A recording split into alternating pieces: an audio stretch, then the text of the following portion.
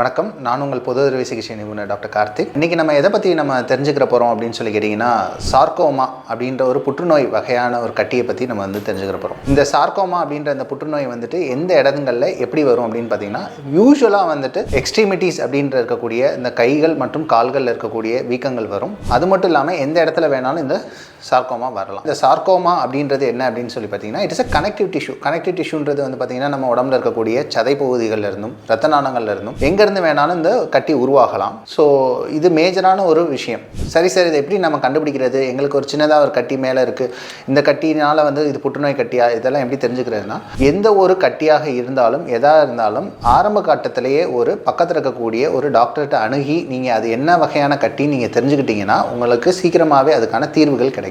இந்த சார்கோமா அப்படின்றது ரொம்ப ரேப்பிடாக வளரக்கூடிய கட்டி, எங்கே வேணாலும் ஸ்ப்ரெட் ஆகக்கூடிய ஒரு விஷயம். இது ரேப்பிடாக ஸ்ப்ரெட் ஆச்சு அப்படின்னு சொல்லி கேட்டிங்கன்னா, நுரையீரல், லிவர் அப்படின்ற இடங்களுக்குலாம் இது பரவக்கூடிய கட்டி. ரொம்ப தீவிரமாச்சு அப்படின்னு சொல்லி கேட்டிங்கன்னா, ரேடியோ தெரப்பி, கீமோதெரப்பி இதெல்லாம் தேவைப்படக்கூடிய ஒரு கட்டியாக இருக்கலாம். இது ரொம்ப ரேப்பிடாக ஸ்ப்ரெட் ஆச்சுன்னா என் முழுமையான காலை கூட இழக்கிறதுக்கோ கையோ இழக்கிறதுக்கான வாய்ப்புகளும் கூட இது வரலாம். ஸோ இதுக்கு நம்ம மெயினாக நம்ம தெரிஞ்சுக்கிற வேண்டியது, எந்த ஒரு விஷயமாக இருந்தாலும் நம்ம அதை முறையில் மருத்துவரை அணுகி அது என்னன்றதை நம்ம தெரிஞ்சுக்கிட்டு, சின்ன கட்டி நமக்கு வலி இல்லைல்ல அது என்ன செஞ்சிச்சு நமக்கு அப்படின்றத விடாமல், வலி இல்லாமல் வளரக்கூடிய கட்டிகள் தான் மிகவும் ஆபத்தான கட்டிகள்ன்றதை நம்ம தெரிஞ்சுக்கிறணும். ஸோ அதுக்கு நம்ம முதல்ல இமீடியட்டாக மருத்துவர் அணுகி அது என்னன்றதை நம்ம டெஸ்ட் எடுத்துக்கிறணும். இந்த சார்கோமா அப்படின்றத நம்ம எப்படி கண்டுபிடிப்போம் அப்படின்றத பார்த்தீங்கன்னா, முதல்ல பேஷண்ட்டு வராங்க அப்படின்னா, அது என்ன வகையான கட்டி எந்த இடத்துல இருக்குது அப்படின்றத பார்த்துட்டு நம்ம எம்ஆர்ஐ மூலமாக தான் இதை டயக்னோசிஸ் பண்ண முடியும். ரெண்டாவது விஷயம் பயாப்சி எடுத்து இது கன்ஃபார்ம் டயக்னோசிஸ் பண்ணதுக்கப்புறம் எண்ட் டு எண்ட் எக்ஸிஷனல் பயாப்சின்னு சொல்லக்கூடிய ஒரு முறை மூலமாக அந்த மொட்டை கட்டியை அகற்றிட்டு அது என்ன வகையான கட்டின்றதை நம்ம கண்டறிய வேண்டிய அவசியம் இருக்கலாம்.